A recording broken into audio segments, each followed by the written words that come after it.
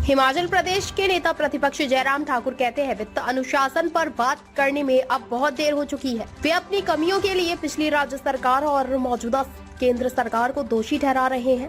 कौन उन पर विश्वास करेगा? जब तक मैं मुख्यमंत्री था, वेतन और पेंशन का भुगतान समय पर होता था। अब मौजूदा सीएम अपनी जिम्मेदारियों से भाग रहे हैं।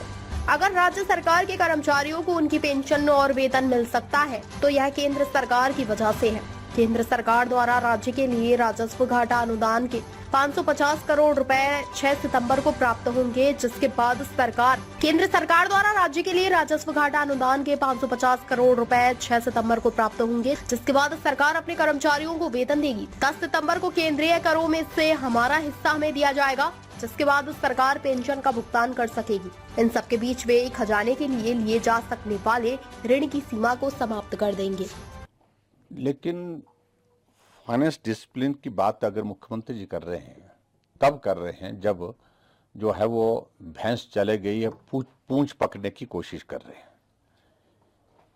2 साल का कार्यकाल आपका पूरा होने जा रहा है और 2 साल के कार्यकाल में आपको नहीं लगा कि मैं सीपीएस नहीं बनाऊं, मैं कैबिनेट के दर्जे के साथ चेयरमैन नहीं बनाऊं, और आपको ये नहीं लगा कि उस वक्त तो आपने गारंटी सत्ता को हासिल करने के लिए गारंटियां दी आपने, और गारंटियां 1 नहीं 2 नहीं 10 गारंटियां दी, जिसमें आपने तमाम तरह के वादे किए।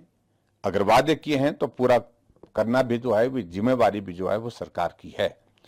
अब ये दोष दे करके भारतीय जनता पार्टी की पूर्व सरकार जयराम ठाकुर को हम दोष देते हैं, नरेंद्र मोदी जी को दोष देते हैं। कोई इस बात को मानने के लिए, सुनने के लिए तैयार है क्या?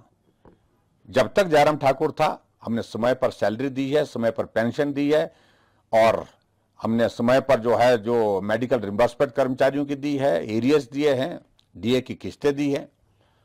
लेकिन आज जब जिम्मेवारी सुक्खू जी की है, तो उनको अपनी जिम्मेवारी को समझना चाहिए। कब तक आप इस तरह से इस जिम्मेवारी से भागते हुए अपने आप को जो है वो दिखाते रहेंगे? ये मुझे लगता है कि उचित नहीं है।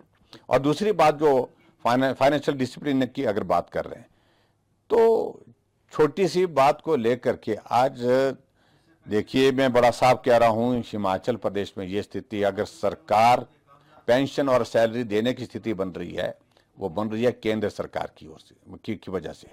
केंद्र सरकार का रेवेन्यू डेफिसिट ग्रांट का पैसा 550 करोड़ के लगभग वो 5 तारीख को आएगा, 6 तारीख को आएगा, तब जाकर के ये 6 तारीख को सैलरी देने की स्थिति में हो पाएगी। तभी आज तारीख भी तय कर दी कि हम 6 तारीख को सैलरी देंगे, और उसके बाद 10 तारीख को केंद्र सरकार जो पैसा जो है, वो जो हमारे सेंट्रल टैक्सेस का जो शेयर है, वो पैसा आएगा, और वो पैसा आने के बाद फिर हिमाचल प्रदेश में जो है ये पेंशन देने की स्थिति में हो पाएंगे।